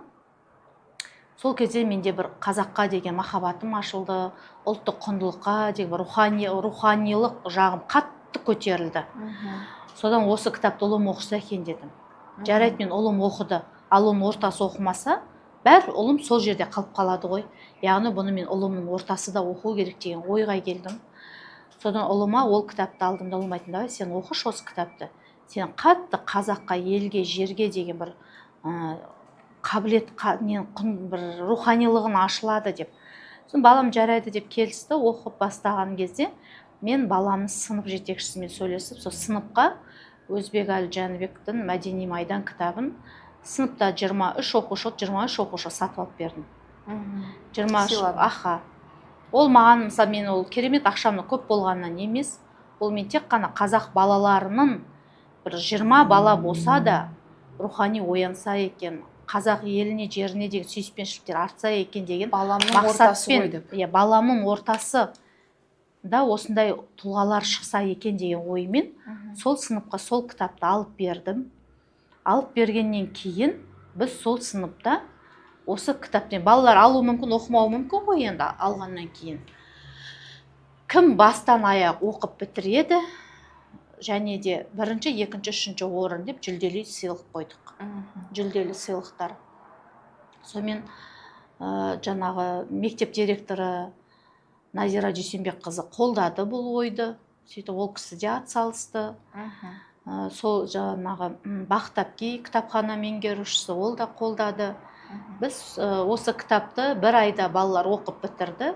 Бір айдан кейін мектепте жаңағы Назира Дүйсенбекқызының қолдауымен меңгеруші Бақтапкидің ұйымдастыруымен кітап талқы өткіздік. Мектепте кітап талқыладық. Талқылап болғаннан кейін балалардан тест алынып, 3 бала үздік болып сол жерде жүлделі орындарға ие болды. Содан кейін балалармен жаңағы кітап талқыда сөйлескен кезде балалар енді жас қой, жастарға не егесін соны орасын еді қазақтарда. Сол балалардың көздері жайнап, Өзбекәлі Жәнібек туралы ақпараттарды айтқан кезде, сосын сұраймын ғой, сендер соның бойында қандай қасиеттің ұтымды деп ойлайсыңдар? Бір шешім шығарған кезде қай жерде ол кісі ұтымды шешім шығарды? Қазақ еліне қандай керемет із қалдырды, қай ізі сен есінде қалды деп сұраған кезде, балалардың көздері жайнап тұрып жауап берген кезде, мен шынымен де бір игі іс жасаған екем деп өзім іштей қуандым. Мен басқа аналарға, әкелерге айтар едім, кітапты өзің ғана оқып, және балаң ғана оқып, үйде отырмаңыздар. Балаңыздың сыныбы бар ма? Сол сынып сіздермен бірге оқуға атсалысыңыздар. Яғни кітаппен бала тез көп нәрсені ұғады. Отбасылық шеңберден шығып, кішкене болса да қоғамдық шеңберге ауысатындай. Бағаналы бері шырылдап айтып жатқан шеңберім сол ғой. Отбасылық шеңберден шығу керек. ол қай қайсымыз болмасын қанымыз қазақ деп ағып тұрғаннан кейін бәріміздің де ұлттық құндылықты салт дәстүрімізді ұлтқа деген жанашырлығымызды сүйіспеншілігімізді арттыру әр қазақтың парызы деп ойлаймын. Сондықтан бағаналы бері шырылдаған әңгімем сол ғой, отбасы деген шеңберден шығуымыз керекпіз. Тек қана өзімнің балам, өзімнің отбасым жақсы болса болды деген нәрсе, сен жақсы өмір сүресің деген нәрсе емес. Егер отбасыңның керемет, балаларыңның керемет болғанын қаласаң, оның ортасында керемет болғанына сен атсалысуың керексің, әсерін тигізуің керексің. Бағаналы бері айтылып отырған рас қой, мысалы мына жерде алма тұрса, мынау алма, мысалы менің алмам. Бұл алманы мен бүйтіп отырып ұстап отыра алмаймын ғой. Мысалға да мына алманы аптап, ол алманы мен бәрі мына ортаға қосуым керек қой, өзін вазасына салуым керек қой.